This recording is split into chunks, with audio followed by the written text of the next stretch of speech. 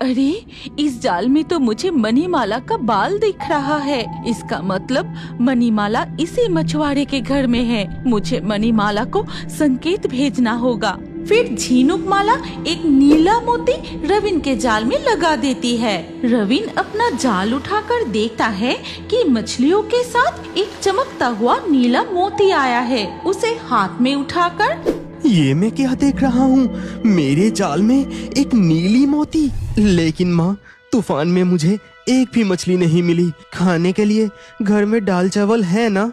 नहीं बेटा, तू मछली बेचकर जो पैसे लाता है उसी से दाल चावल खरीद के खाना बनता है। अब मैं क्या करूँ? रविन की ऐसी गरीबी देखकर मणिमाला अपने बालों में से जादुई मोती निकलकर कहती है, रविन, तुम मुझे कोई भी एक बर्तन ला कर दो। बर्तन? उससे तुम क्या करोगी? अरे लेकर तो आओ, फिर मैं दिखाती हूँ। इसके बाद रविन एक पात्र लाकर मणिमाला को देता है।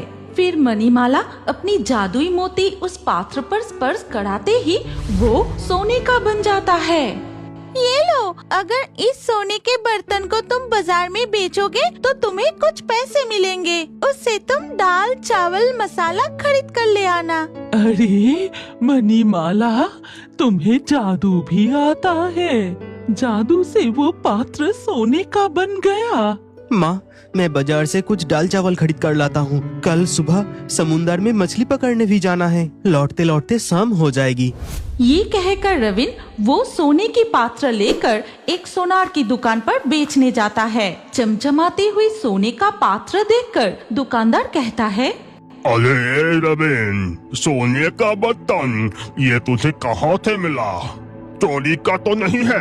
नहीं नहीं गंगाधर चाचा, ये हमारा ही है। मेरे माँ के पुराने संदूक में था। अच्छा, तो ऐसा क्या?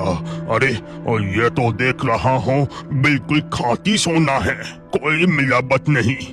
जो भी हो, ये ले इसका पैसा।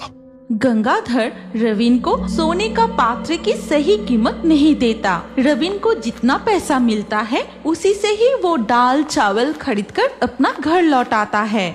माँ देखो, आज बाजार से कितना सारा सामान लाया हूँ। इसके बाद धीरे धीरे रात हो जाती है। अगले दिन सुबह होते ही रविन मछली पकड़ने जाने के लिए तैयार होता है। तब याद आता है कि उसका नया जाल कल नाव के साथ ही डूब गया था। ओहो, अब मैं क्या करूं? घर में सिर्फ ये फटी हुई जाल पड़ा है, लेकिन इससे मछली कैसे पकड़ूंगा? सारी मछलियां भाग जाएगी। अब तो इस फटे जाल के अलावा